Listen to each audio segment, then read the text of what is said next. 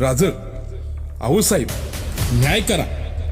हा आपला शिवा आज नशेत धुंद होऊन चौकात पडला होता.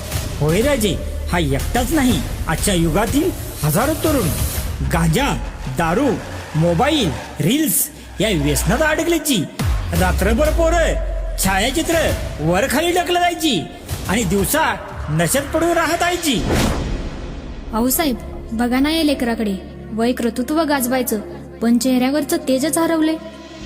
याच्या आईने याला किती उराशी बाळगून मोठं केलं असेल बरं.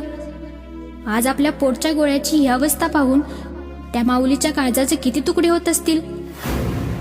हो सई, हे नुसतं एका लेकराचं दुःख नाही, तर आज घराघरात हीच आग लागलीये.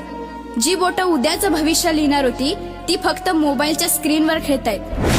अरे तरुणांनो, क्षणिक सुखासाठी आई वडिलांच्या कष्टांची आणि स्वप्नांची राख रांगोळी करता. आऊसाहेब मला आनंद मिळतो त्यात. जगाचं काय करायचं मला. भानावर आहे शिवा, भानावर आहे. कुठल्या आनंदाची गोष्ट करतोयस तू. हा आनंद नाही तर तुझ्या विनाशाचा रस्ता आहे. आम्ही रक्ताचं पाणी करून आमच्या हजारो मावळ्यांनी प्राण्यांची आहुती देऊन हे स्वराज्य काय तरुणांनी नशेत धुंद होऊन रील्सवर मजुरे करावेत म्हणून निर्माण केलं होतं. लक्षात ठेवा, शत्रूने समोरासमोर येऊन